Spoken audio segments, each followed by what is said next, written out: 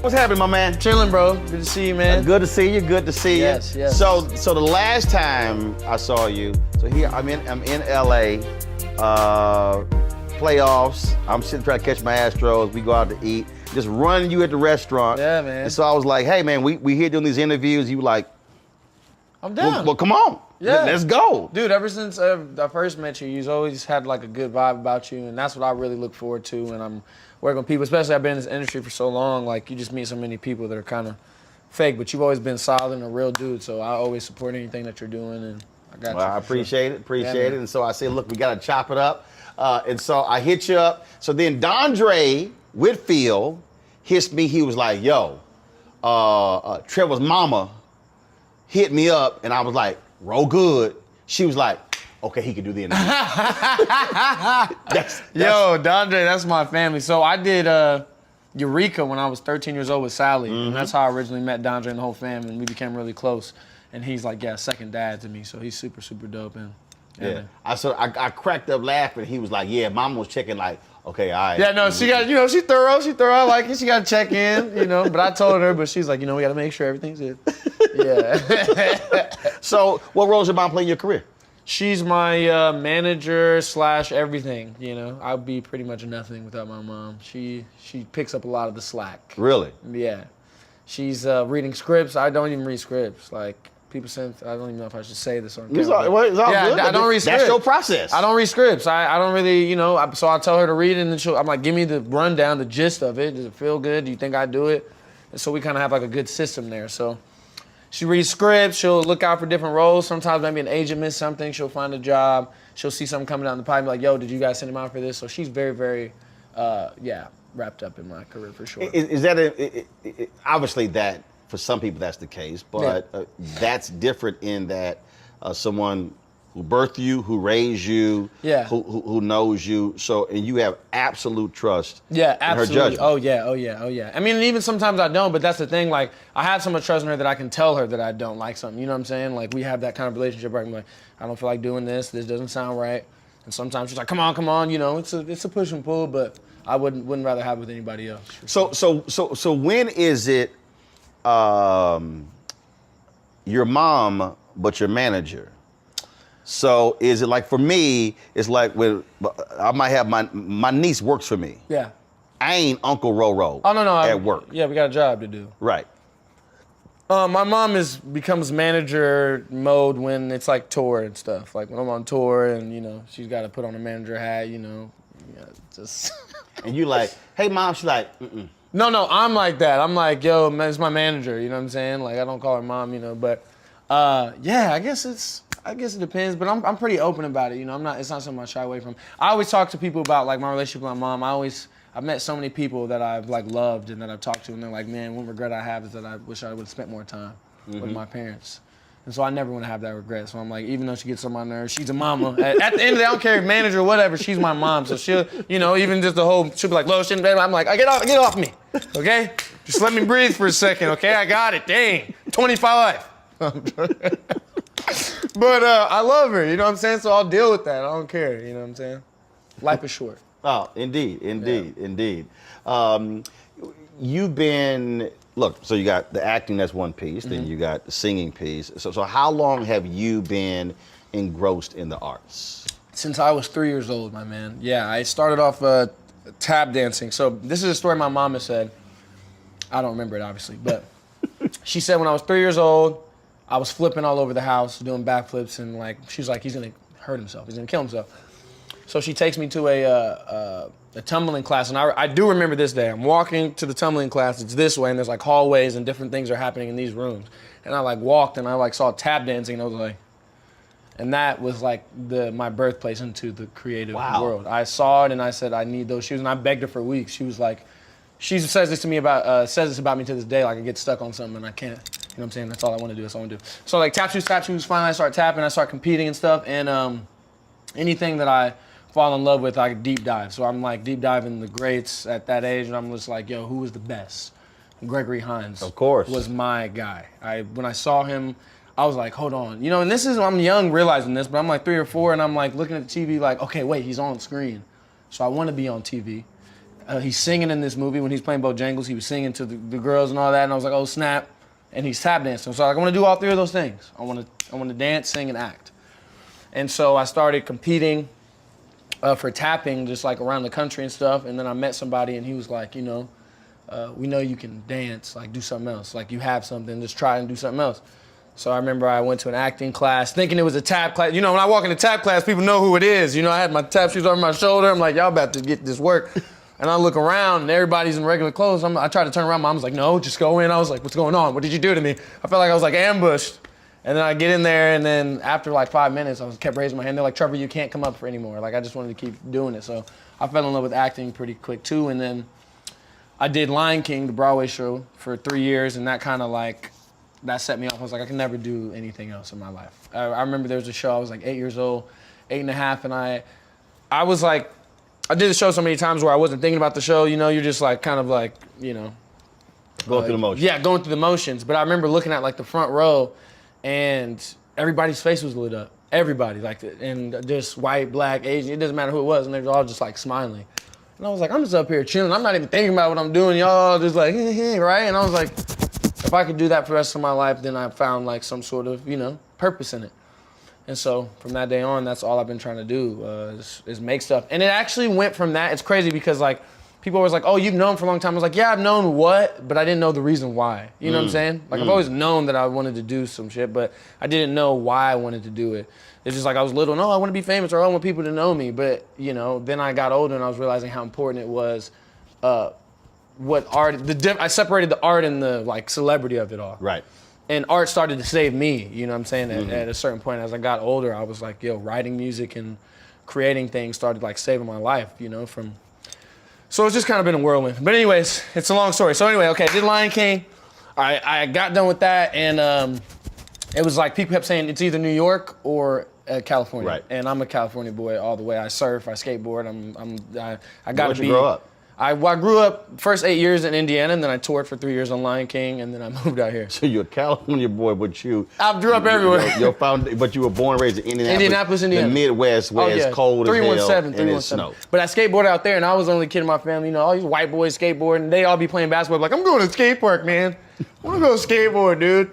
But I loved it. I always wanted to push the boundaries. I don't ever like being boxed into anything. And obviously, I still play ball and I hoop. I'm very good at it. And just in case anyone has questions, don't get crazy. I hoop.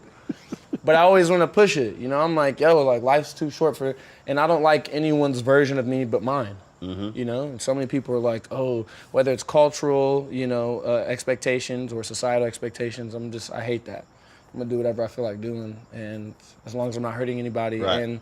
And I'm forcing myself to grow and showing other people that there's different avenues. That's why, sorry, I'm going on a tangent here, but sorry. Music. You gotta understand, I own the show. Okay, baby. So I don't have to answer to anybody. Right, so right. We're good. Good. But music for me, it's messed up right now in my head. Like I'm struggling because, and I've been saying this for a long time. I'm like, a lot of these corporations or people that are running stuff push black people if they're doing a certain thing. Right. And what that does is it creates a butterfly effect of any young kid who, wants to leave any situation they're in. And the only people they see are people that are doing this. So I got to be a gangster. I got to shoot. I got to sell. I got to do this in order to do it. And it just becomes a cycle. But when someone comes around and is making we don't, they don't want to push it or put money into it. So that's definitely something I'm trying to fix too, is just show there's other avenues. You don't got to be a rapper. You don't got to be a ball player. You could be a fucking country singer. You can be an opera singer. You can be a damn whatever, So just kind of showing the different avenues, and that is possible, and it's hard for people to realize it's possible until someone does it. Right. So that's the goal. I'm gonna go back to tap. Yes, please. I love it. Because you mentioned Gregory Hines. Oh, that's my guy. But then you start thinking about Sammy Davis Jr. Yes. Many considered the greatest entertainer of all time. Yes. Man. When you talk about pure brilliance with tap dancing, Nicholas Brothers. Yeah, Nicholas Brothers. So they put the acrobatic in there before anybody. I mean that amazing routine. Yeah, jumping off the stairs, backflip into the splits, which was done in one take. That was not multiple takes. That to this day is crazy. And that's the thing too, is like you go online, nobody's looking at that. That's what I'm saying, trying to like bring that. This is what is hard work. This is what talent is. This is what people who put their entire lives into doing something. That's because it just wasn't the art though. They were trying to make it out of the life that they had to live. because of the color of their skin and where they were at. So, you know, I'm going hard.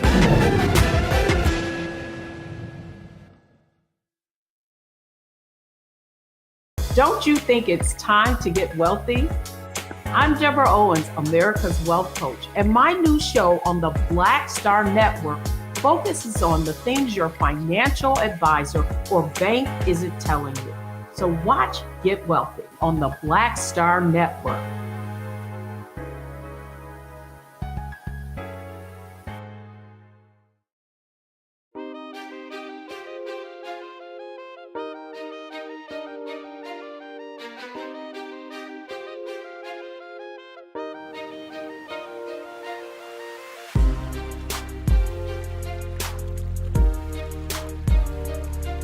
When you, and of course, contemporary Savion Glover. Yeah. Oh, I love him. He played, who did he play? In the Bojangles movie with Gregory Hines. He was a little boy on the stage. I used to always want to be him, you know what I'm saying? Y'all ever met? I believe that no, I have not.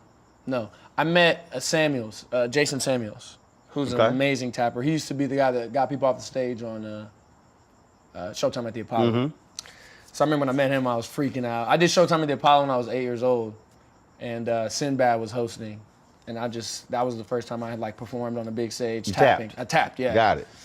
And did you survive? Did you get booed off? Oh, I survived. You know, all right, I did my thing. I was nervous though. You know, I was nervous. You know, I saw all the videos before. I'm like, but no, I just went out there and did what I could. I did what I could. Yeah, I survived. Do you still tap?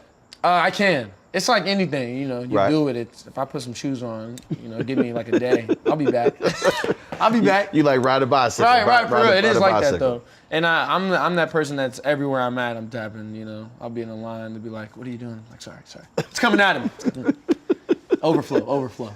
When you mention when you mention separating celebrity and the art. Yeah. The thing that I think is, when I think about media, because I went to communications high school. Okay. So at 14, I said, this is what I'm going to do. And it's weird for a lot of people because what they don't quite understand is, to your point, when you know what you want to do, when you know why you want to do it. That's the journey of life.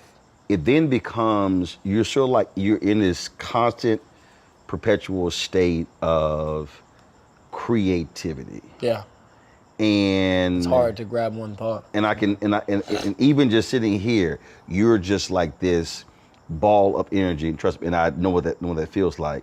And so, how do you harness it? How do you control it?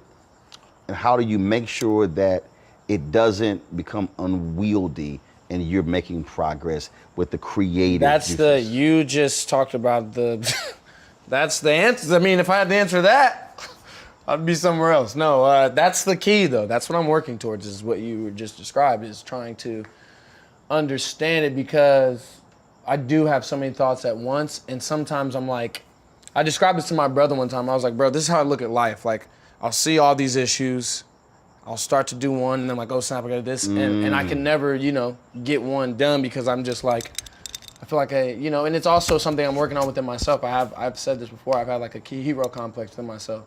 I gotta save the world. I don't know where that came from, but but anything that I'm like attracted to, movie, TV, it's always that person. Like, oh, and I even asked my mom, like, how do you know if you're supposed to be the guy, the Martin Luther King of the story, the Jesus of the story? How do you know if that's supposed to be you? And when you do know, what? She was like, I don't know. She was like, actually, you don't know. Right. No, the reality is we don't know. I mean, if you think about Dr. King, graduates from graduate school, goes to Montgomery. His whole focus was, I'm a new preacher. I just want to focus on being a pastor. And they were already meeting. And all of a sudden, when they vote on Montgomery Improvement Association, he wasn't even in the room. And they call him in and they say, you're going to be the leader of the MIA, and you got 20 minutes to go prepare your speech, because it's a whole packed church upstairs. And he's like, all right, 25 years old. Again, recently married, new pastor, goes into the bathroom, begins to write his notes out. And that starts a 381-day boycott. Now, here's the interesting part. And again, this is it was a 1-day boycott, successful, turned to 5-day boycott, that then turned to 381 days.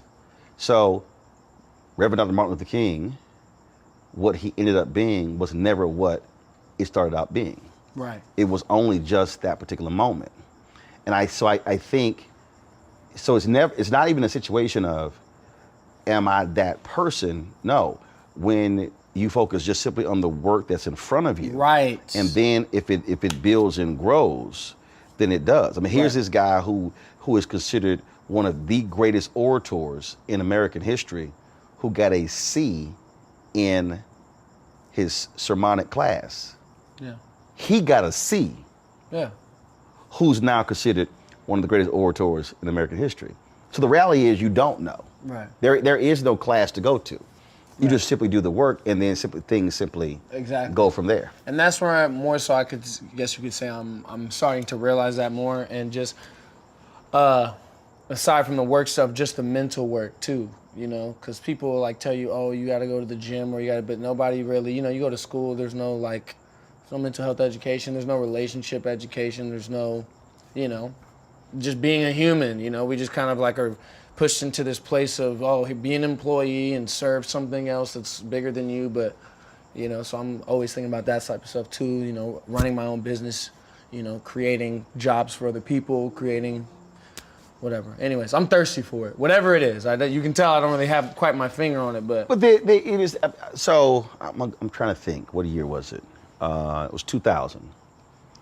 1999, gotten divorced. Moved back to Dallas, get my home. When I get there, the job that was promised, guy's not returning phone calls. Mm-hmm. So here I am, like, what the hell? I left the job. It's paying me $50,000 a year. I was managing editor of the Houston Defender. I moved back to Dallas. And it was June of 2000.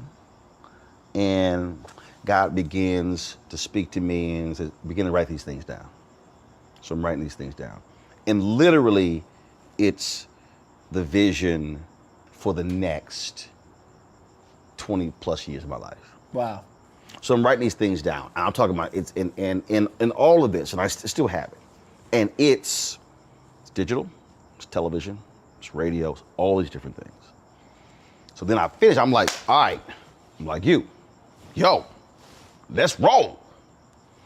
He says, hold tight. I need to put some people in place for these things to happen. And all of these things are not going to happen at one time. Right. So here I am. My dad just said that to me today, what you just said. I was restless, like, ready to go. And it's like, no, I have to move some people in place. Mm-hmm. And when I think about, so this is 2000. When I joined Chicago Defender, 2004, then when Jonathan Rodgers becomes CEO of TV One. Now here's the crazy part. He becomes CEO of TV One, he calls me when he hadn't even had the name of the network yet. And he says, your voice is important, we're gonna get you on, but we have to build this network first. Not a problem. Mind you, I first met him in 1989. And so when we talk about that, harnessing that, all those visions, I want to do all these different things. The lesson that I learned over the last 21 years is that all the things that I was given, I've been able to do. There's still more to do, but I had to have the patience to wait to allow them to properly unfold. Yeah. Because if I didn't, then it would have been premature. Yeah, you wouldn't been ready to carry it. So patience is actually, which is also biblical, because in Habakkuk chapter 2, it says, write the vision down, make it plain. Then it says, wait. And that's actually the hardest thing. It is, for a really creative person to say, hold up, but why did you put all this stuff in my head? Why did you give me this whole vision? And that's what I lean on. That's what I lean on when I I'm like, okay, but I know you wouldn't have me thinking about these things or wanting these things if you weren't gonna figure it out and make it happen when it's supposed to happen, you know? And it's not that it's because when you say it, I start this thing over here, what I've learned is I can nibble at this, but I can't invest a lot of my time in it because I'm actually doing this over here. Mm. And so it's sort of like, what's my primary So like, what's my primary job? What's my side hustle? Right. Then all of a sudden, eventually what might end up happening is they sort of even out. Now I got to make a decision. What was my side might now become my main, and now it sort of shifts this way. Yeah. But it's learning, understand what happens at this time in life, and knowing when to say, let me pause that because I got to focus on this because this actually is going to serve as the foundation for that all makes of it. that possible. Yeah, right. Absolutely. You said your dad mentioned that to you. No, he mentioned when you were talking about just the patience thing. I remember today I was talking to him and I was being honest. I was like, yo, I'm just kind of feeling like numb lately. Just like, you know, I'm not motivated. I'm just like the last week I've just been like sleeping and just like, you know, didn't have the you know what I'm saying? And he was like, he's like, but you have to learn to settle in all that. He's like, son, the things you've done in 25 years, people haven't done in 60, 70 years. And he was like, you have to live in that, you know what I'm saying? And I was like, I get that, you know, but that's just who I am. Like, I'm like, it's not enough. Like, you know what I mean?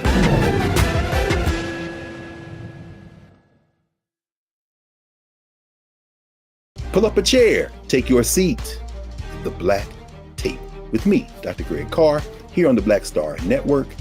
Every week, we'll take a deeper dive into the world we're living in. Join the conversation only on the Black Star Network.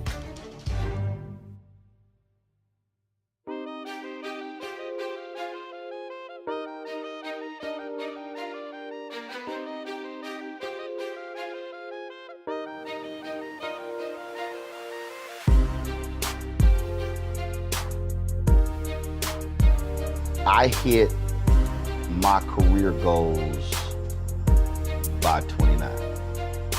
I mean, again, communications high school, top student there. Yeah. Top journalism student in Texas A&M. So you're sitting here, you go, okay, all right. So I want to run a newspaper. I want to cover political conventions. I want to cover major news stories. I want to be news director of a TV station or a radio station, like all these things. So these are the career goals. Hit it at 29. Wow. So then it was like, now what? Okay. Now what? Yeah. And so then it becomes again. So you sort of have this pursuit where people are like, oh, this is gonna happen. This is gonna happen, and then that becomes the driving force as opposed to no. What I'm actually doing is really most important. Right. What's in front of you? That's when you said that too. I was like, it's the work. It's just, and so then when you focus on that, all those things are still going to happen. Yeah. But it's still enjoying that moment, the work, and then what it reveals and what you're pursuing, and then and honing your craft, and all of a sudden, as you get older, that thing begins to unfold, and then that's when you become, man, thank goodness I went through all those different steps because it forms the foundation and the basis for everything that follows. Yeah. Everything. Yeah. And that's another thing too, like, a part of my mind that I may like ignore is what you're saying has been proven time and time and again throughout my life. You know what I'm saying? Everything that I've felt that way about, in time it revealed itself. So it's just, remembering that, sitting in that, So right now, that you're doing television. Yep. You're doing movies. Yep. You've got music going on. Yeah. So all these things, what is actually main priority? What's second? What's third? To me right now, it's music. But then again, it's not, because it's more of the business side of the music. But for me, like, making music is easy. I make music. I have like 300 unreleased songs, making albums, making videos. You said 300 what? Unreleased songs. Wow. Yeah, just sitting. And that's when I go back to the unmotivated, I'm like, I can go downstairs and make a new song so I can sit for another year and a half. So when you say make a new song, so are you writing them? Oh yeah. Performing them? And I don't produce. So typically I'll just go through my computer. People send me beats all the time. Just beat packs. So I send you like 20 beats or whatever. So I'll go through, boom, boom, write a song. Typically it's melody, and then I'll write it once I feel that it feels right, and then I'll write words to it. And then another way, this is one of the only other ways I do it. One of my best friends, an amazing guitarist, Brunius Charles, I'll send him a top line for a hook. Like, I remember just the other day, there was a song, I was thinking like, I was like, yo, sometimes people be in relationships and everything be going great, and you'll just want to mess it up for no reason because you don't feel comfortable in a safe zone. Like when things are going good, Like, oh my goodness, like this is not real. Yeah, maybe like when you were younger, the only thing that felt like love was something dysfunctional or whatever. So it's like now that I have some, so I was like making a song. I was like, why do we keep stopping at a green light? Like every time if things are going good, the sign says go. Why do we keep stopping at a green light? So I sent him, it was like, why do we keep stopping at a green light? Everything is all good, something wanna, but why do we keep stopping at a green light? So then he'll send back up, and then I'll come back and like, write it. But yeah, so something like that. And then he'll send me back like a loop of the song. I mean, a loop of the guitar, and then I'll write the whole song to it. So those are kind of like the only two ways I typically write stuff. But yeah, again, with the business side, I'm just like, yo, man. Again, the things that I see that are, circling and that people love is just. So we say the business side. All right. So are you with a label? I'm with Empire. Yeah. And is your frustration? I would take it as frustration. For sure. That it's taking forever to release stuff. The process. I guess just when things are released, I wish they were released in a grander way. I guess. Simply put. No. So let's unpack that.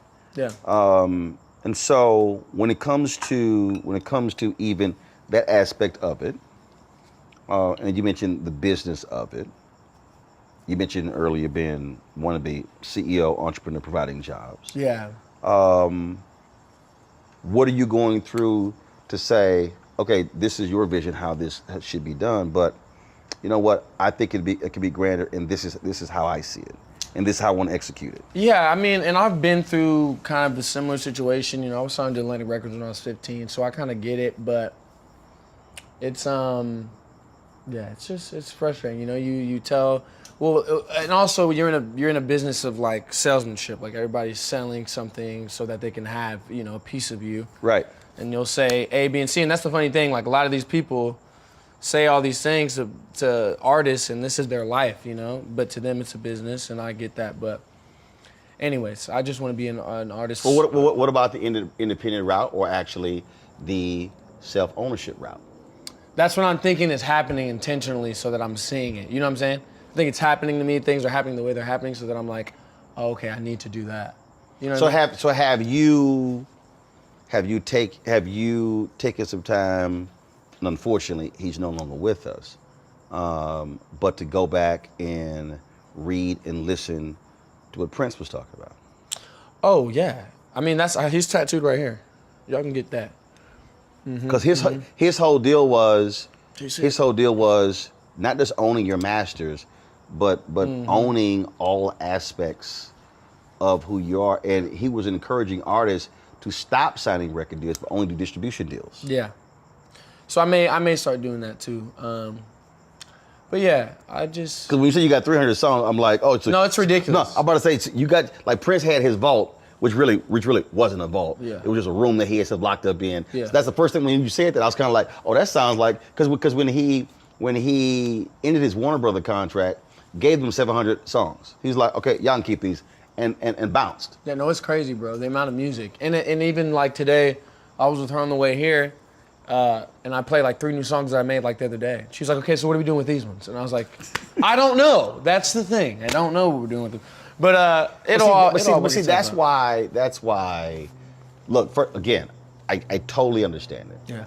Because, look, I've run 3 black newspapers. I've been news director, morning anchor of a radio station, news editor of a national black magazine, run Tom Jones BlackAmericaWeb.com, worked at CNN for 6 years, TV One. I mean, all different places. Yeah. And one of the greatest frustrations was, and I'm telling you, I absolutely identify with where you are, was feeling as if I had on a straitjacket, handcuffs, and duct tape. Yeah. Because folks place you in a box. This is who you are, this is your skill set. Yeah. As opposed, it's like, no, hold up. I can write, I can produce, I can do this, I can do this. Yeah. No, we only want you to do this. And that was always the frustration. Yeah. And it was, okay, sure, we have a newspaper, but like literally I was running black newspapers in 1998 and saw in 1998 Today digitally. Yeah. And I'm sitting there talking to people and they look at me like, what the hell are you talking about? I'm like, I'm trying to explain to y'all where we're about to go. Yeah.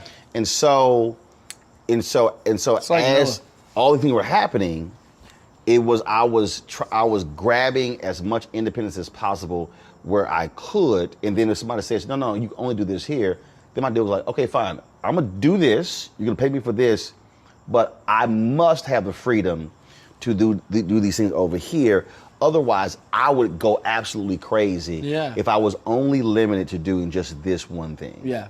And that was, and so, because the two words that have completely defined my career are freedom and flexibility. I love that. Freedom and flexibility. I have to have the flexibility to use all of my muscles, to use all of my skill set, and I have to have the freedom and not be held back.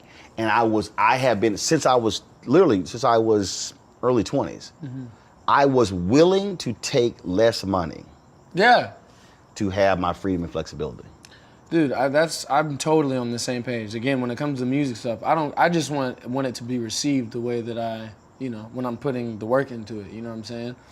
And I haven't been paid off music ever. Like, I mean, every time I've gotten paid, I think it's gone paying back to the label or whatever, and I don't want to get paid. I just want it to be, exactly like, again. No, you want to get paid. Well, yes, I do want to get paid. But you want to get music is one of those things. Let's be clear, you want to get paid. Yes, for sure. You want to get paid. But that's also why I prefer, why I do like the independent piece, because it was like when I published the book. I was talking with the author, and she was a New York Times bestseller. And I said, we're on my fourth printing. We've already sold about 10,000 copies. And she was like, okay, how much the book selling for? I said, oh yeah. I said, we've generated about $40,000 in revenue. She says, wow, you've actually made more money than I've gotten in royalties, and I'm out here, hawking this book on the New York Times bestseller list. And for a lot of folk, for them, I've got the record deal, I've got the book deal, and so that's sort of the validation. And I was kind of like, nah, I'm good. Yeah. For me, it was the ownership of the product, and then putting it out there on my own timetable. Again, freedom, flexibility. Yeah, right. And then when I got paid, it came directly to Roe. Right. There was no middle person. So it was kind of like, buy my book, autograph it, swipe it, right in my bank account. Nice. So I was not waiting on a report 3-4 months later, 6 months later, telling me how much I made. And again, for other people, for them it was, but it's independent, it's self-published. I'm sitting there going, boo, when you get an ISBN number, it's the same whether they got it, whether I got it. Yeah. But it's not getting caught up in the hype of the label, the book publishing company, whatever. Right. And it's like, but still wanting to get paid for it, but sure. wanting to have the control to be able, to your point, to do it the way you want to do it, to sell it, to promote it, to build it up that way. Yeah, absolutely.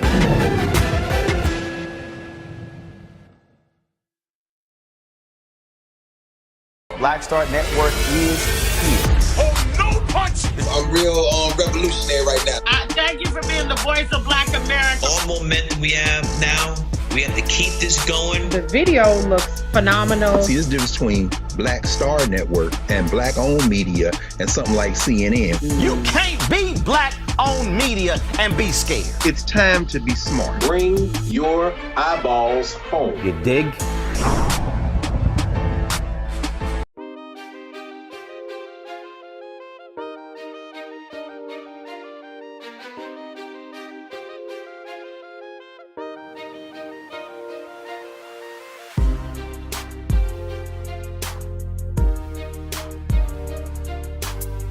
But on the positive note, I mean, just making it in general has been one of the best things that's happened to me. Because I remember when I was young, I was getting records. People sending me records that are already done, and I'm recording them, or people telling me where to stand, what to wear. And so the fact that I'm able to write my own stuff, direct my own videos, kind of just leave who I am in my work is It's amazing. And that's that's the creative piece. Yeah. But then the flip side is what I call the business of the business. And it's a lot of folk who are really great creative people who really don't get the business of the business. Right. So I've been looking for that, I think, too. Whether it's a certain person, I don't know. I've just been like, you know, God, I'm open to it. Whatever, whoever, because I know that I'm not that. You know what I'm saying? And if I'm supposed to be that, then I'll like start learning or whatever. But even if there's someone to teach me, you know, I'm definitely open to it. But yeah, that is critical. I mean, it is, and again, going to who am I? Yeah. Who am I? You know, what is my skill set? I remember I was in a meeting with, it was, God, this had to be about 2008, 2009. Obama gets elected, and I'm like on fire. I'm talking about, you know, I'm speaking and people doing stuff, and so this major publisher wants to meet with me, and I'm like, all right, cool, we go meet. So I'm sitting in a room, and we're in New York City, and big conference room, and it's about 5 of them around, and so they're asking me, so what kind of ideas that you have? And so I mentioned this one and this one and this one, and they're like, yeah, we think that's really more a magazine article. So, they said, probably the third one. I said, oh, I'm sorry. I said, let me be real clear. I ain't asked to meet y'all. Y'all asked to meet me. I said, now everything I just told y'all, it will be a book. I don't really need y'all to publish a book. And they were all sort of like, who the hell does he think he is? Yeah. I said, no, I've already published, by that time, I'd already published 3. Yeah. I said, now, I can take off writer hat. I said, and we could put on book publisher CEO hat. And we could talk about glossy or matte cover, the paperweight, font. I said, distribution. I literally, in a blink of an eye, named it all the stuff. Went right to the business side. Right. I said, so I want all of y'all to understand. There's the talent side, there's a CEO side. Right. I can do both. Right. And they were all like, okay.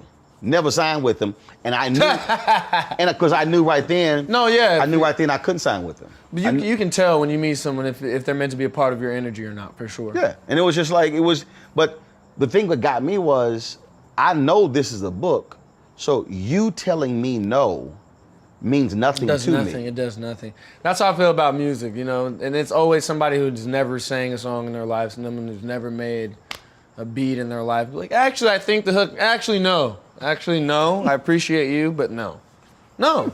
I've been in, bro, I used to, when I first got signed, they used to like have vocal producers and spend bread, like $5,000 on vocal producers to come in and record me. And I record myself now, everything I do, I record myself. Right. But, you know, people record me and the niggas couldn't sing. They'd be like, actually do the line like this. Oh, yeah. I said, oh, you want me to sing it like that? That's how you want me to sing it? All right. And they'd be like, well, not like that. I'd be like, that's how you sang it. Do you want me to do it like that or no? You know what I'm saying? Stuff like that. But again, it's learned. You know, you live and you learn. You realize what works, what doesn't work, and you start doing it your own way, like you're saying. You got to be the CEO of your own stuff. And yeah, that's what this shark is. It's my company. It's Born Art. Mm-hmm. This is the logo. So it's a baby shark, and the reason why it's a shark is because sharks will die if they stop swimming. And that's my dad always tells me, like, slow down, Trevor, slow down. You never stop. You're always on go. You're always on go. I mean, you even said it this time. You know what I'm saying? So and then it's like he's biting the paintbrush or whatever. But Born Art is just I was like, I had an epiphany, and I've been feeling this way for a long time. Just like so many people are trying so hard to be anything but themselves. You know what I'm saying? Anything but themselves, because they don't think they're enough. That's why you got kids out here, you know, killing themselves, taking their life because they feel like who they are is not up to par with everyone else's beliefs. And I'm like, yo, everything was done delicately and intentionally. And so everybody was born art. You know, we were all born beautiful. We were born amazing. Whatever we're meant to do, only we could do that. Mm-hmm. And also it represents, again, like you were saying, not being boxing Renaissance man is kind of like also the thing of, you know, hey, we direct movies, we shoot videos, we act, we sing, we write TV, we, you know, just there's no limit. And I do think there is I think there is a fine line between having this multiple skill set, being really creative, and then being unfocused. Yeah. Because there are some people I know, they can do a lot. And I sit there and I'm like, okay, can you please show me where you completed something? Yeah, right, for sure. And we'll have these conversations, and they'll come back to me, and they're like, yeah, but I don't understand, why do you think are taking off of me? I'm like, because you didn't finish, Jack. Yeah. I'm like, sure, you wrote a book, but it's 80% finished. Yeah. Then sure, you worked on this documentary, but it's 60% finished. And I'm like, when are you going to finish up? Because at the end of the day, you have to, because it was something you just said. It was something you just said when you said about the creative process and in making it. So my wife's ordained minister. Had a book. It took me 2 months to edit the book. It took me 2 months to get through the first 5 pages. It literally gave me a headache. Yeah. Because what happens is we actually talk differently than how we write. For sure. Everybody writes about how they want to be. I feel like want to be remembered. When you write, it's just different. It's just, the audience listens differently than how they read. Yeah. So it was painful for me reading this book. I was like, okay, fine. Okay, I got to edit this book. And I was whacking stuff left and right, lacking stuff. Driving her crazy. I was like, look, I ain't married to you. I'm the editor. So, I was killing stuff. But here's what was interesting. Book gets published. It's about 3-4 months go by. I was like, come with me. I should go in my office. I said, what's that? Oh, it's my books. I said, no. What's that in the corner? I don't understand, that's my books. No, what's in the corner is $20,000. It should not be sitting in the corner. It should be out of those boxes in somebody's hand. And I said, the absolute easiest part of this is to write the book. The second easiest thing is to publish the book. The hardest thing, the most important thing, is to sell the book. Mm-hmm. And there are a lot of people who they think just writing the book is it. Yeah, no. And I'm like, no.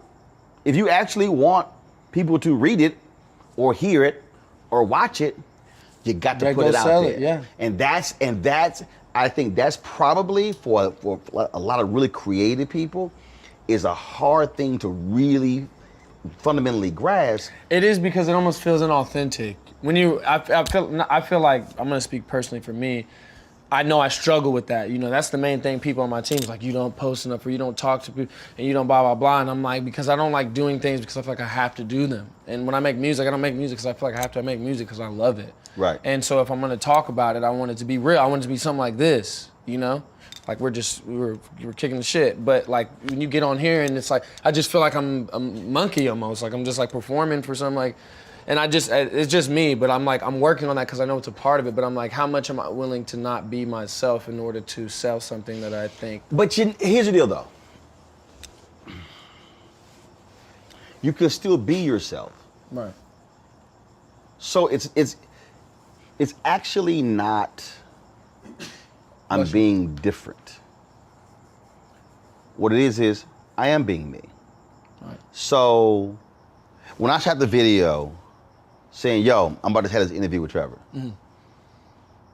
Yes, saved it, put my Black Star Network logo on it, posted it.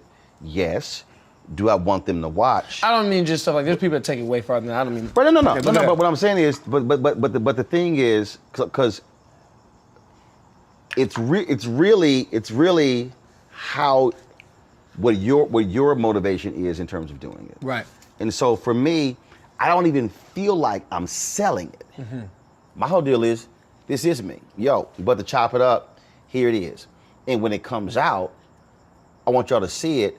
Now, I'm not sitting here going, oh my God, it got 78,000 views. Yeah. Why didn't it get 200,000 views? No, because for me, we did it, it's out. If you watch it, great. If you don't, that's fine. Yeah. But we still did it. I'm sitting here, setting it up. When we were going through, like, okay, you know what? I want to see some color right there. We had this, so let's add this. And so it's that whole creative process. Yeah. But even when I'm pushing it, it doesn't feel like, okay, I gotta go out. Right. I gotta push this interview. I gotta sit here, and because yes, that's a labor. Yeah. But for me, it's the joy of I produced it, I created it, we put it together. Yeah.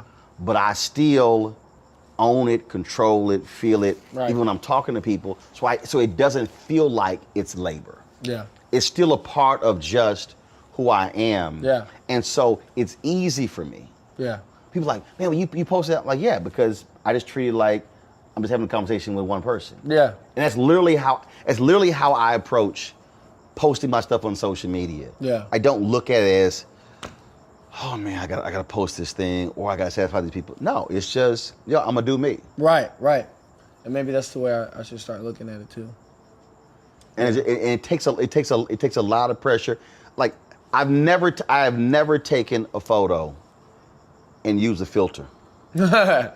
No, I don't. Yeah, no, I mean, My whole deal is I take a photo. Yeah. I mean, I have other people that go, oh my God, what are you doing? I'm like, I know how to shoot a selfie. Yeah. So I'm not using the filter. So I don't even go through that whole. See, again, to me, what you just described, that's what I heard. Yeah. It's, oh, I got to fix this. I got to change this. Oh my goodness, how am I looking? How's this whole deal? Now that becomes work. No, just gonna post it. Yeah. I'm not sitting here, like I don't get people. There's a couple of sisters I know, one is a television show, another one's in Dallas. We're taking pictures, and I have to take like 20 damn photos. You need at least 25 and to I 30. said, I will never take pictures with y'all again. Yeah. I said, because you get on my damn nerves. Yeah. I said, because I take a selfie in 3 seconds and we're done. Click, let's roll. Yeah. I said, this sounds like work. I said, this is a photo shoot. Right. And y'all I ain't said- paying me. I said, I'm done. Yeah. I said, click. I posted like, okay, what are you doing? I'm like, I'm posting it. And I tell them, I said, this side of the photo look good. Yeah. I said, I don't take bad photos. I said, so y'all got issues. You need to work on your look. Yeah, I right, said, right, but right, this right. side of the photo, fine. Right. Right. But that's how. So I totally get how you feel like it becomes work and then it becomes overwhelming. And then you don't want to do it. Yeah. And it's kind of like, oh my God, it's driving me crazy. For sure. As opposed to just, no, I'm gonna do me. Right. It's gonna be natural. It's gonna be organic. It's gonna be free flowing. And people actually receive it that way, and they also know, oh, that's just being regular. Right. Exactly. Just being regular.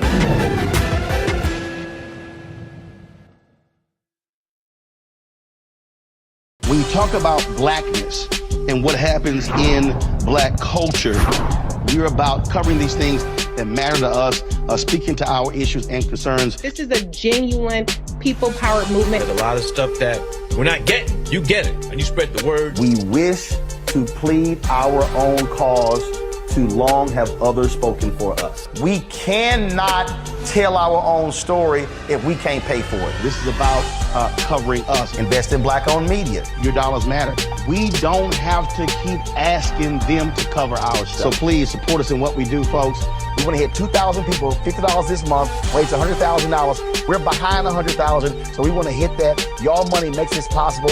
Check some money orders. Go to P.O. Box 57196, Washington, D.C. 20037-0196. The Cash App is $RM Unfiltered. PayPal is R Martin Unfiltered. Venmo is RM Unfiltered. Zelle is Roland@RolandSMartin.com.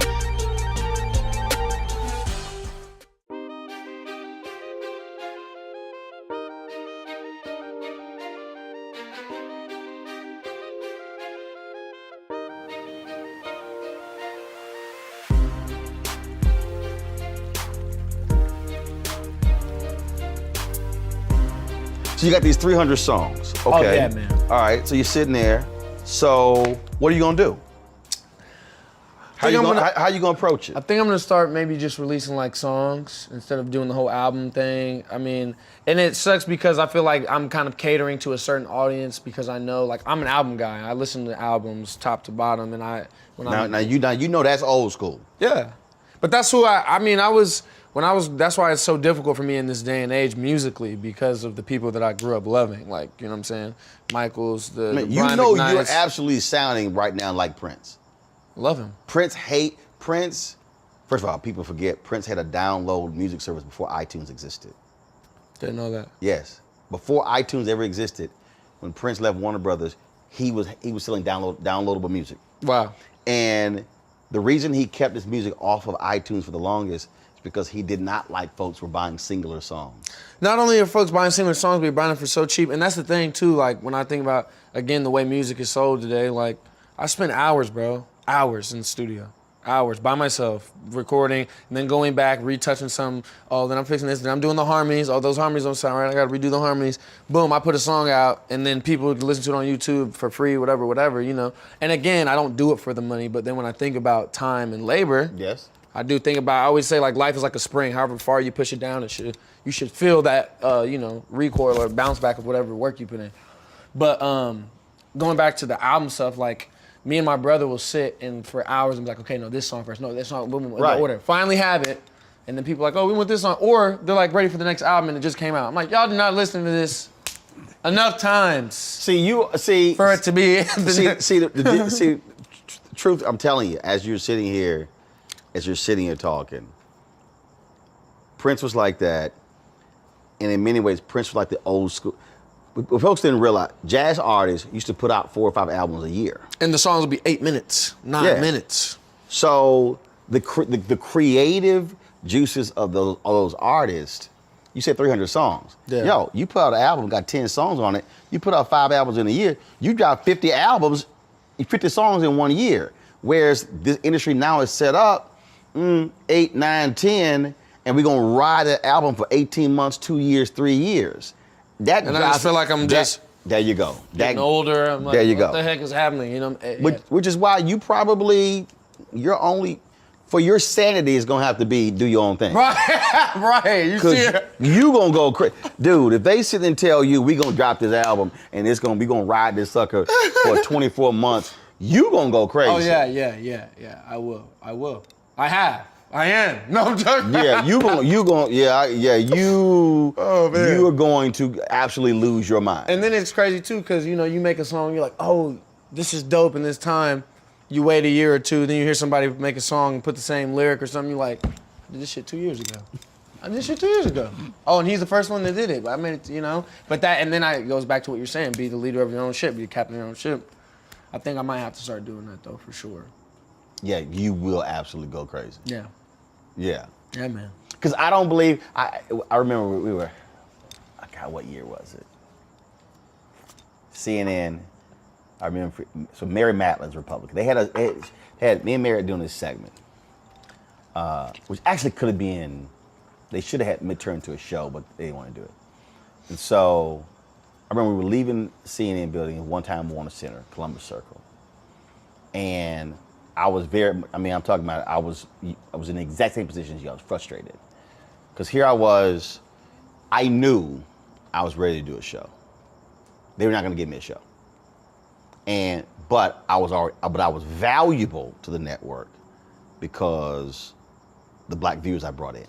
Yeah. And it was frustrating. And this is what she said to me, and I think this applies to you. She said, Roland, you are a thoroughbred who they have locked in the stall. Right. And she said, thoroughbreds are meant to run. Yeah. And she said, you are kicking the shit out of that stall, the walls, and the doors. And she said, thoroughbreds have to be released to run. They literally cannot stand being locked up. Yeah. They have to run. Yeah.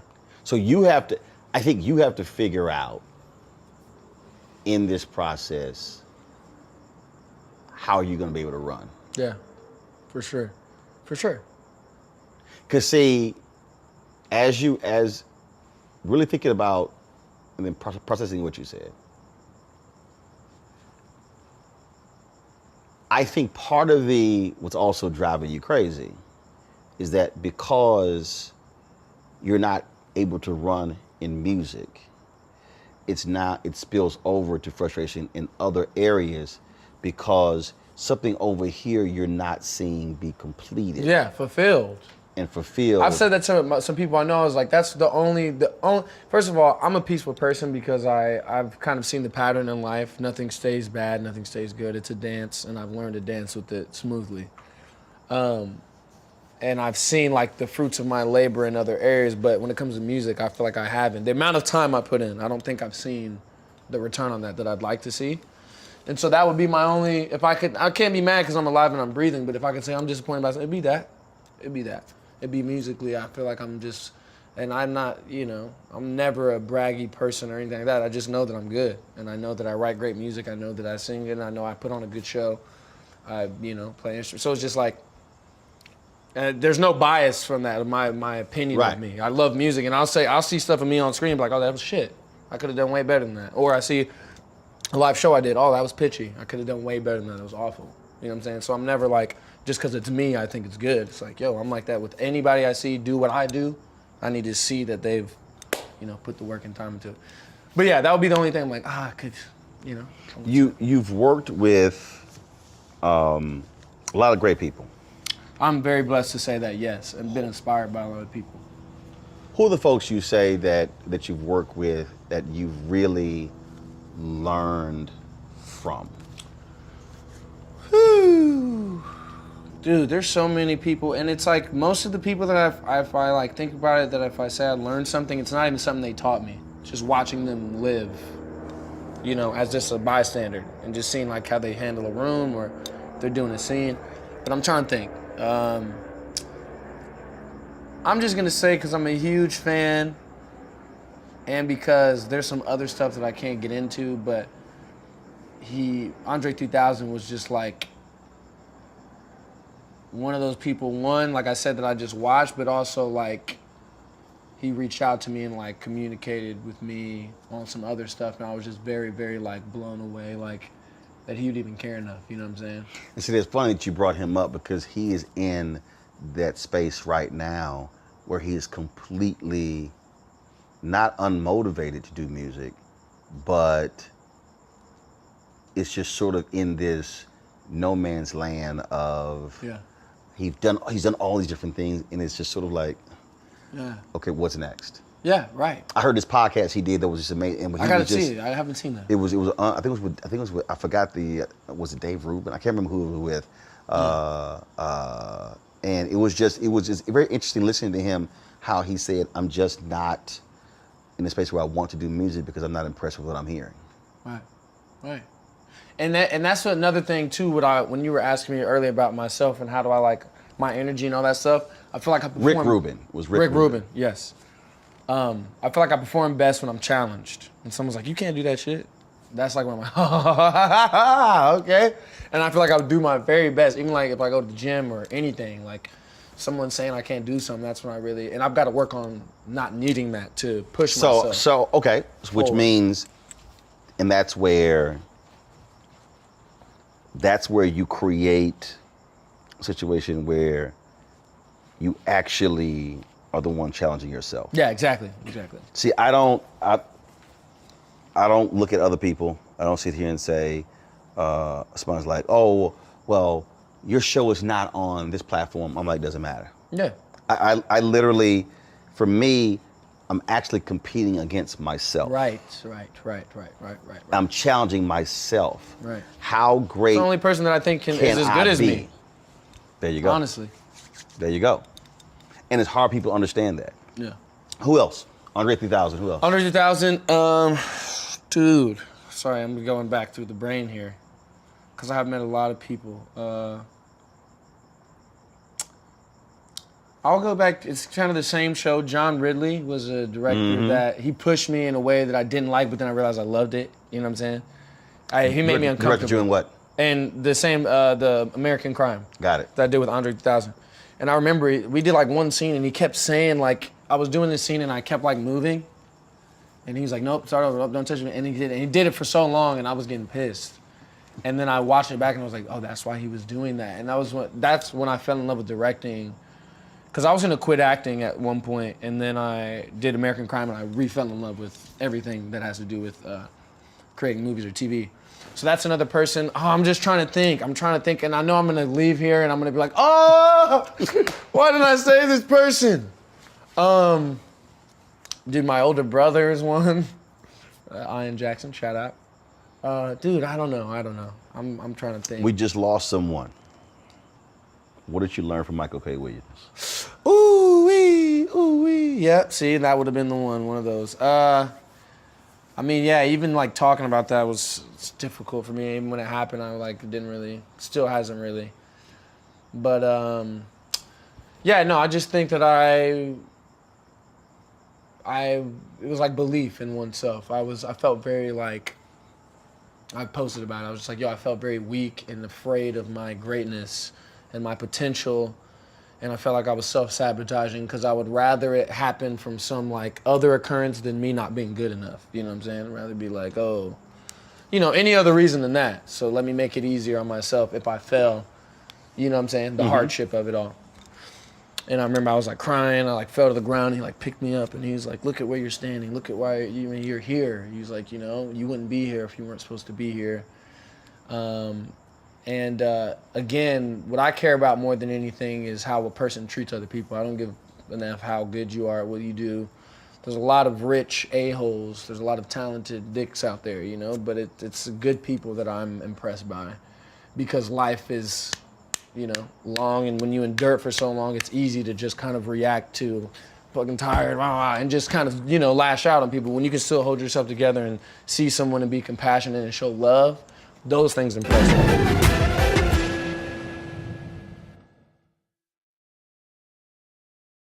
Black Star Network is here. Oh, no punch! I'm real revolutionary right now.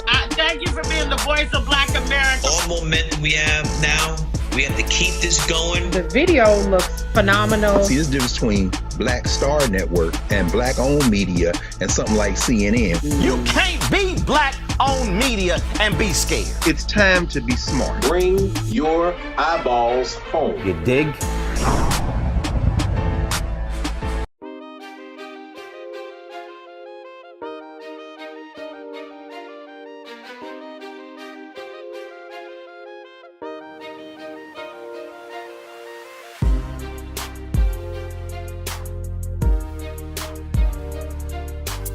See, it was interesting watching Superfly and the role that he played in the movie. Yeah. And when he died, Yeah. I immediately thought about, I wonder if that mirrored their relationship off screen. Yeah, definitely. It was obviously it's less harsh, you know. And again, the things, it wasn't like he was pressing on me a way to be, but it was the way that he was. You know what I'm saying? And again, the reason why I was talking about the way you treat people, he treated people, everybody, with love. Even if it was something he didn't want to do. Oh no, I'm not gonna do that, beloved. Thank you so much, though. You know what I'm saying? Like. And he was very much about energy. Yeah. Because we met at the American Black Film Festival. We had met several times before. Yeah. But at ABFF Honors in 2020 was the first time we actually got a chance to talk. Yeah. And he just kept saying, man, I love your energy. Yeah. I love your energy. He's like, yo, he said, we gotta exchange numbers. Yeah. And we never got a chance Yeah. to talk after that, to interview after that. And I hate that we didn't. Yeah. But he was very much about. Yeah. You can feel it. He's in tune, and you know, there's people like that when you meet, you just kind of know, and that's why we hit it off, because we were the same. We care about things, like we care about like love, dude. Like this world is so filled with the other thing, and so many people trying to destroy it. So when you find someone that's genuinely like, yo, I just want to see people be happy, and I want to see people do shit they love to do. And I want to fix the problems, you know. You meet people like that, you're like, wow. Those are people you wanna live life with, you know. You wanna confide in and hopefully see them when you die. Right. Now that was your first lead. Yeah. Well, I did Burning Sands, but that was my first theatrical release. Yeah. And what did you learn from that? Learned a lot. I learned a lot from that.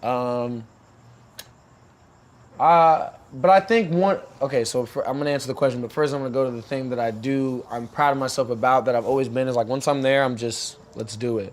I don't let things, once, I can do all of the worrying up until the point, but once it's like action, or once I'm in the place I'm supposed to be at and do the job, like, I do it, you know what I'm saying? So I'm proud of myself with that, because I could have crushed under all the pressure, but I think one thing I learned with that is just, I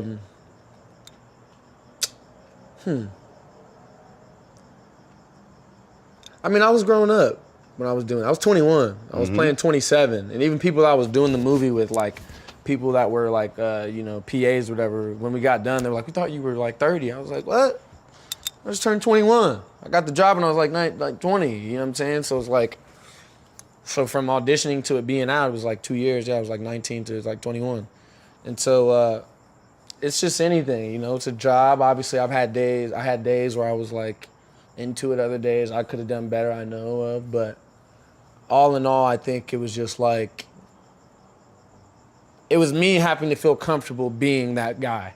Do you want to be that guy? Yeah. Do you want to, Chadwick was that guy. Yeah. Michael B. Jordan. And I've always wanted that. I've always wanted that. But it was just the first time feeling it, being like, whoa. You know what I'm saying? It was a lot. And so moving forward, because again, when you talk about this generational thing of being that guy, being the lead is a different animal. Will Smith's talked about it. Denzel's talked about it. Sam Jackson. And acting, man, just, you know, I like good actors. What are you doing to prepare yourself moving forward to be that guy? I've been doing a little bit of working out. I don't know if you guys can see in the camera. If you look at that bicep right there, I'm joking. So you wait for your Will Smith Bad Boys shirt flying open, Michael Bay jump over the car, run down the street moment. I'm waiting for those movies. They don't make those anymore, man. Where's the Bad Boys at? Where's the thing? You know what I'm saying? Deja Vu's, The Man on Fires. I'm waiting for that. You know? And Superfly was cool, but it was like, obviously it's over the top and it's I want something still action, a little more grounded, you know what I'm saying? So are you pursuing those things? Are you saying, Mama, look for them scripts? Look for them scripts, but they're not making those scripts. So I'm also trying to like, so here's something I'm in the process of doing. I'm cleaning out my closet. No pun intended. That's a song, Eminem, one of my favorite rappers. But I'm literally cleaning out my closet because I need to have an area that I do my stuff in. And I feel like, again, we were talking about, like, I'm all over the place. Right. So I need a place I go in and I'm like, okay, boom. I have all these ideas I'm writing down for movies I want to write. Oh, right. I have all these ideas for TV I want to write. So I'm trying to do that so I can just make these things. And what I've realized is all the things I'm attracted to kind of have the same message. So, like, I wrote this down in my journal, but it was like movies like Matrix, Snowpiercer, The Lorax, all about, you know, just people kind of waking up, being okay with not knowing anything, being ignorance is bliss type vibe. And I feel like that's the kind of world we're living in. So I'm like, I want to make movies that propel people out of their chair to be like, whoa, I could, you know what I mean? Mm-hmm. That's what makes me like tick. And so those movies, I watch them over and over again. Do you meditate? I surf occasionally, and I do yoga occasionally. Okay. Those are my kind of meditation zones. Here's the room I think that you need. Okay. Because I actually had the exact same thing. I had many of my faith-based spiritual books in this room. Mm-hmm. Barren room, table, candle, chair. Mm. And it was a space that I would go into and I would completely shut everyone off. Yeah. And the whole point of meditating and praying was to slow everything down. Right. And because I'm saying where it takes me 5 to 6 hours to go to sleep. Oh yeah, I can't. I have to sleep with the TV on. It drives me absolutely crazy, and I will. Yeah. I've gotten up and written whole business plans. Yeah. So, when I was going through that period, when I was writing those things down, yeah, I would go into that space, and completely slow everything down, and then what would happen is, then that's where the clarity would then come in, where I was then able to go, now go here. Yeah.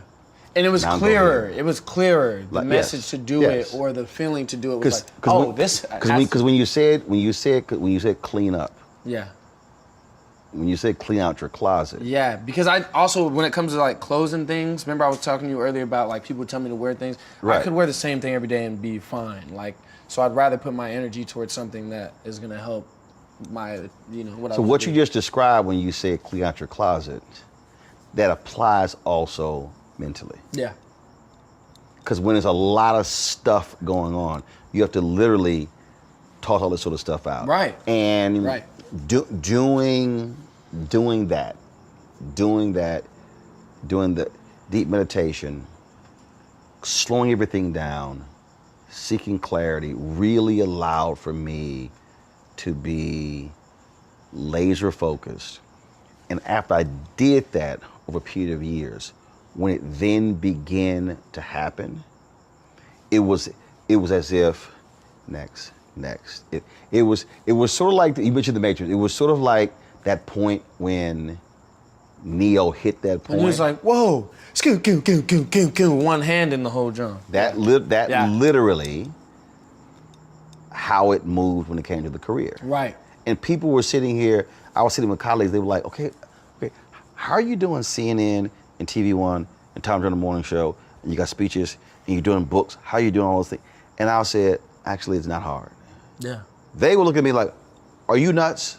What is wrong with you? Yeah. And it literally wasn't hard. It was because I had gone through that process. Yeah. Where you had already sorted it out. So then it was just Completely. picking up the boom. I already have this done. Right. And then knowing, finish this. And what it also did was, because you said earlier, I need to find that person on the business side. Right. What it also did was, it allowed for me then to know, I call it self-assessment. It allowed for me to then know what I was really good at, what I needed someone for a designated reason. And then when I went out and I came across people, it was, that's that person. That's that person. Yeah. That's that person. Right. Whereas before, it would have been so much It could have been clutter. that person, but you can't even really see I would have it. never been able to Right. understand You can't even it. decipher it. Right. And that's why. So it wasn't even let me put up all these ideas on the wall. It was Catherine Ponder I was given the book. She has a book called Open Your Mind to Receive. It was an amazing book. Open Your Mind to Receive. And that was the thing that I had to remove all these other different things and allow me to be able to. And then when I came out of that, I'm talking about, and it was, there were a number of sermons I listened to, books I read, but it was when I say it was clarity, it was, I'm going here. Yeah. I'm achieving this. And there were others who were saying, what are you doing?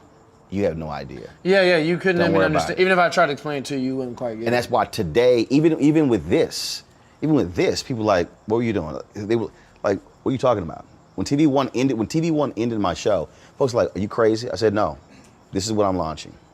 And this is what it's gonna look like. And this is what's gonna end up being. And this is what we're gonna be doing. And they all told me I was absolutely out of my mind. I was like, okay. But all of that in 2017 when they canceled the show. All of that was what I wrote down in 2000. What I'm doing right now was literally what I wrote down 21 years ago. Wow. And so everything, all of these things since 2000 line up for this moment. So the business people I met, the marketing people I met, the distribution people I met, the technical people I met, all those different things all then came together. And I remember talking to my agent that offered me a deal, and I said, I'm not gonna sign the deal. He's like, bro, it's easy $330,000. I said, I'm not gonna sign the deal. I said, Mark Watts. He's my fraternity brother as well. I said, Mark, What fraternity, if you don't mind me asking? Alpha Phi Alpha. He said, look at the ring. The ring. I said, Mark, I'm 49. If I don't do this now, I never will. Right. And I said, I don't know of anyone else any other black journalist who can launch this type of independent company and be successful. I said, I have to do it now. And I literally walked it. So I was walking away from $330,000. Did not have replacement. The only outside income I had while I was still doing Tom Jones Morning Show, and that was around $48,000. I started Tom Jones, was making $250,000 a year for my segment. And then by the end of its run, in its final year, it was $48,000. And I sat there and I said, I have to do this. And people told me I was absolutely out of my mind. Just, but like MSNBC, CNN, I said no. people said, do a podcast. I said no, because I actually launched the first Black News Source podcast 2005. Wow. And I was literally, and people, I mean, I'm talking, everyone said I was absolutely crazy. I said, nope, I'm doing this. And that was only because of having that moment of clarity that carried me through every single day. That reminded me of a moment. I don't know if too many people know this, but Disney did that for me when I was young. After I did that movie, Let It Shine on Disney Channel, the head of Disney brought me into a room with all the other executives where I was sitting there, and they were like, we want to give you the keys to the kingdom. They literally said that. Wow. They were like, we want you to have your own show, we want you to have your own doll, we want you to do all this, you'll be everywhere, any movie you want, and blah, blah, blah. And I was like, okay, sick. I was like, what about music? And they were like, music would come second. And I was like, And I was like, can I sing for y'all real quick? And I sang. And after I sang, they were like, yeah, that's great, but we would still wanna, and I was like, all right, no. You know? And my agent cussed my mom out. This is our joke to this day, is like, the whole Hollywood kid, he was like, what the fuck are you doing? This is the biggest opportunity. People dream this shit, they kill themselves to come out, you know, blah, blah. But I knew what I wanted, you know what I'm saying? And thank God it happened the way that it did, because, you know, roles that I eventually wanted to do, probably wouldn't have been able to do. So just saying, like, knowing and sticking by what you believe in is so, so important. But yeah, that happened when I was 15 years old, 16 years old. Wow. Everything. Who do you want to work with, I don't care, music, movies, that you have not gotten an opportunity? Who you really want to do something with? And this is gonna be another one of those I leave here and I'm like, I should have said. But Denzel is the obvious one. I'm nothing without Denzel, I will say that, acting-wise. Like, I've never... You talked to him, met him? No. I'm scared. I'm just like, please be awesome, please be cool, please. Really? Yeah. Huh? What do you mean, really what? Really?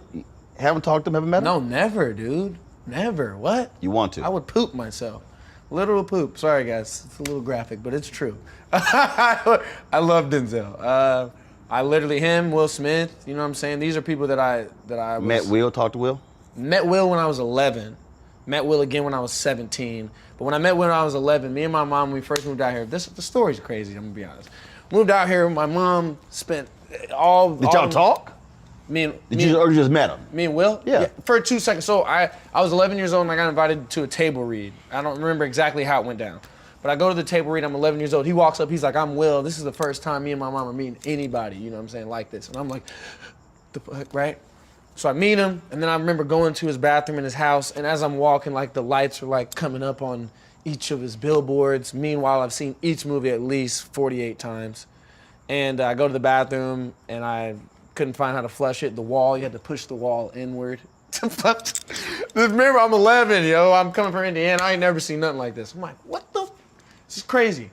So anyway, that's the first time I met him. Second time I met him, I was at a CA party when I was like 17, and that was a little different. He was just like, hey, what's up, whatever.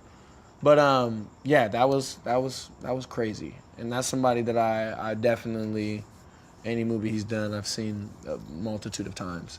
So Denzel, Will Smith. Denzel, Will Smith, I mean, Leo, any great actor, really, I'm impressed by. I just saw Eternals. Oh my gosh, phenomenal movie.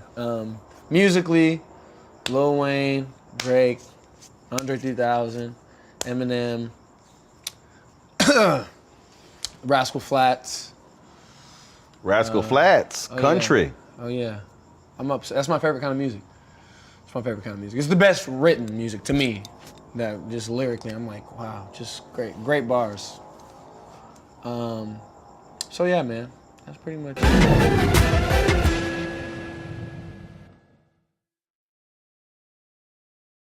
Black Star Network is here. Oh, no punch! I'm real revolutionary right now. Thank you for being the voice of Black America. All momentum we have now, we have to keep this going. The video looks phenomenal. See, there's a difference between Black Star Network and black-owned media and something like CNN. You can't be black-owned media and be scared. It's time to be smart. Bring your eyeballs home. You dig?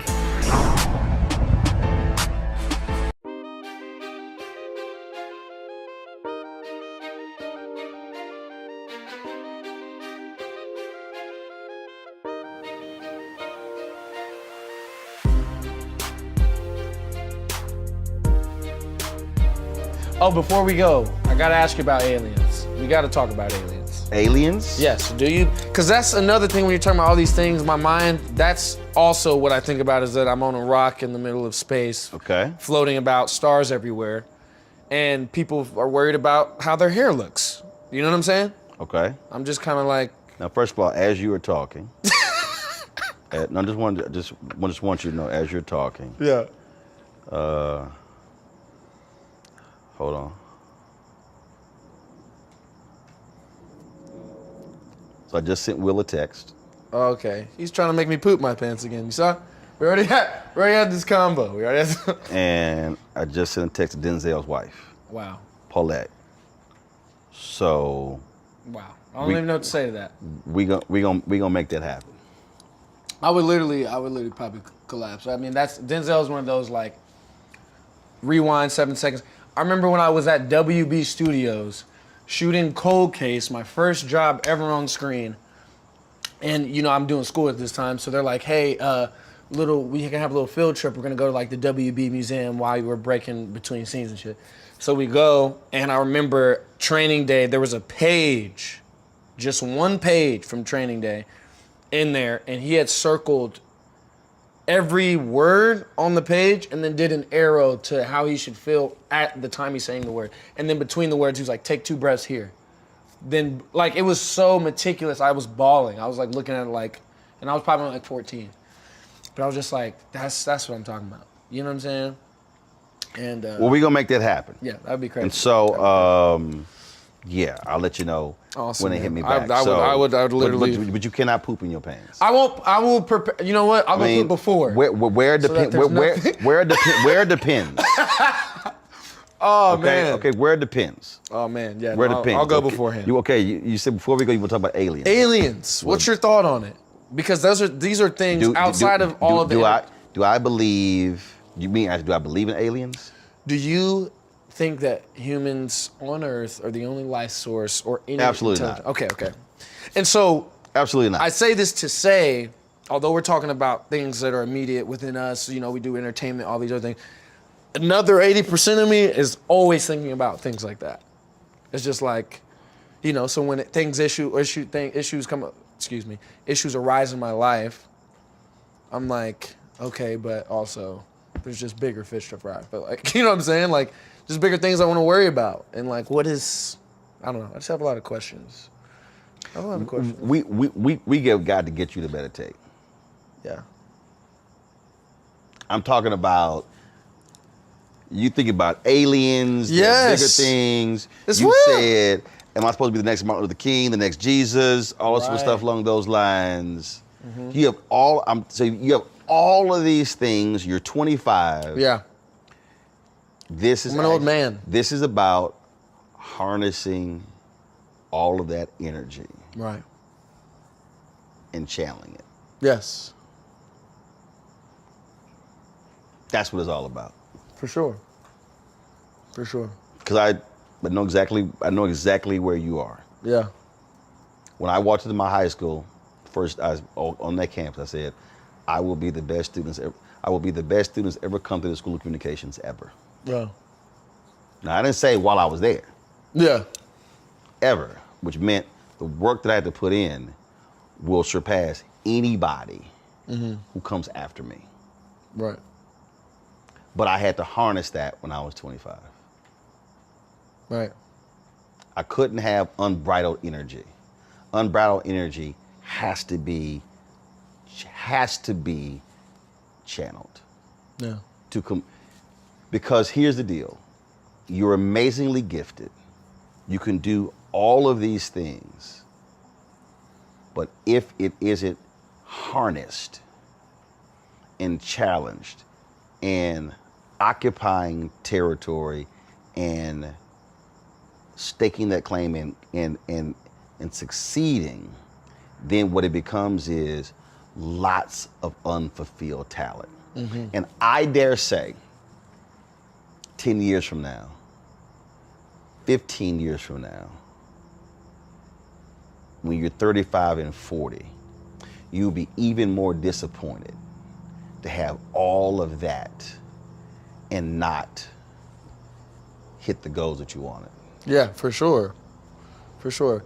But even outside of entertainment, it's even just like, you know. I'm not speaking just entertainment. Yeah. Because see, I think about Harry Belafonte. I think about Dick Gregory. Yeah. Dick Gregory, who walked away from making millions of dollars and then committed his life to civil rights. Yeah. Harry Belafonte, who Paul Robeson gave him the mantle of, no, you're not an actor, you're an activist who's also an actor. Right. And so what I mean by that Right. is Okay, that makes sense. Yeah, that's what you're saying. the things that you want to do, you could do all of those things, but the reality is something still has to come first. Yeah, right. Hit those markers that then leads to that next thing, and then leads to that next thing, and leads to that next thing. Right. It all still has to flow. Agreed. Let's make it happen. Oh, I will. I have to. Otherwise, you see, I'll go crazy. I got to do it. I'm always. See, now you're gonna get a text every month from me. All right, what's up? Where are we? What's up? Where are we at? What's going on? I'm actually producing a few things right now, films. One that I pitched to Kenya years ago, and now we're like getting it moving. And then another one. Kenya Bears. Yeah. Cool. And then another one that I'm doing with my homie. But yeah, I'm definitely on that side of things for sure too. Well, good. Thanks. Good chop. Let me know when you want to come hear the album, bro. Come on now. You know we're going to do that. Yeah, gotta do that. Do you act? No, I have been in several TV shows and movies, but I just do me. Okay, bet. Gina did Beyond the Lights, Gina Prince Bythewood, she called me and she's like, yo, I got a part for you. She says, I'm not writing anything. Yeah. She says, I'm just going to say, go. Yeah, you could though. And we did. It was so funny. It was with Nate Parker. So Nate Parker sitting here. Birth of a Nation, Nate Parker? Birth of a Nation, Nate Parker. And Man, so they did Danny my man Glover dirty. is sitting here. Aisha Hines is sitting here.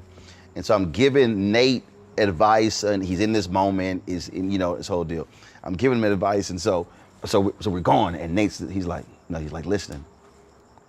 And Gina's like, Nate, you gonna say something? He's like, oh damn, I was actually listening to the advice he was giving me. He's like, that was good. So we had to reshoot it. It was hilarious. And then, so there've been a couple of, probably the ones that Sit There Entertainment, I think it was a show called, I think it was Soul Man. He was like a preacher. He's a Niecy Nash. So we're on the CBS lot. I'm interviewing Cheryl Underwood. We're running Stan Lathan. Stan's directing the show. Stan said, come on by the set. So we going by the set. We just come by to say hi. I always didn't come by it. They were happening to be shooting a White House scene at a reception. So we're just talking. They were like, hey, we're shooting the White House scene. They're like, you know what? We'll put Roland in the scene. Now, mind you, I'm already suited booted, got the ascot on, so I'm already dressed. Yeah. So we're just talking, and they're like, hey, we'll give him a line or two. So then it was kind of like, can you come back like in 3 hours? I said, well, I gotta go interview Kim Whitley right now anyway. So yeah, we can come back. So we come back, and he's in here, and it comes into, it was something, they had this woman playing Michelle Obama, and they wanted me to talk to her. And so then I gave them, they were like, well, what can we talk about? I said, well, actually, I interviewed Michelle Obama, and in our conversation, I was talking about how, I get tired of them boring ass blue and gray suits Obama wears. And so they were like, are you serious? I'm like, yeah, we actually had that conversation. And so I actually did a conversation I had with her, totally spontaneous, That's nothing tight. written, and we just let it rip. That's fire. But the only one that did have movie lines that Mario Van Peebles did Armed, and I played a barber. I played the conscious barber, and I said, Mario, I only have one requirement. I said, I cannot look like a crazy ass barber. I must rock the ascot and cufflinks. Because when I grew up in Houston, his brother named Harvey, he cut our hair growing up. Harvey was always clean. Always fresh. Always Most clean, barbers are, cologne. yeah, I'm talking about dressed to the nines, smelling good. I said, I can't have no t-shirt on. He's like, okay. And so we did that. That was lots of fun. That was fun. That's sick, man. So yeah, so I've been in a few. I get residual checks. Hey, those are The Quad, Black Lightning. I did Downsizing, the movie with Matt Damon. Dope, amazing. Beyond the Lights. So I've gotten checked. Now see, Gina, I haven't got anything Beyond the Lights. I ain't get paid for that one. But I ain't getting anything for that one. But I get residuals for the other one. It is hilarious to see when that check comes in. Yeah. $34, $50, whatever hell, and you're sitting there going like, man, they selling us to this. Yeah. Because I'm always reading the stub to see where the stuff was being distributed to. Going, yeah. So done it a few times. That ain't my thing. That's just plaything. Yeah. But no, I ain't telling you. You never know, man. No. This is what I'm supposed to be doing. The kid who got Life of Pi, his first time acting, won an Oscar or was nominated. You could have that moment. No, I probably will. There is a movie that I want to do that I will write. Right. Oh, good. No, so I already have. And you'll kill it even more because you wrote it. I already have that one. You'll kill it even more because. So we'll do that one. But see, my plan is I'm gonna finance it. Yeah. And I'm gonna own it. Oh yeah. So that way, I don't have to have somebody tell me no. Yeah, right. I want it this way. See, when That's you finance it and always, own it, you don't want to tell you no. Yeah, right. That's how we're gonna do it.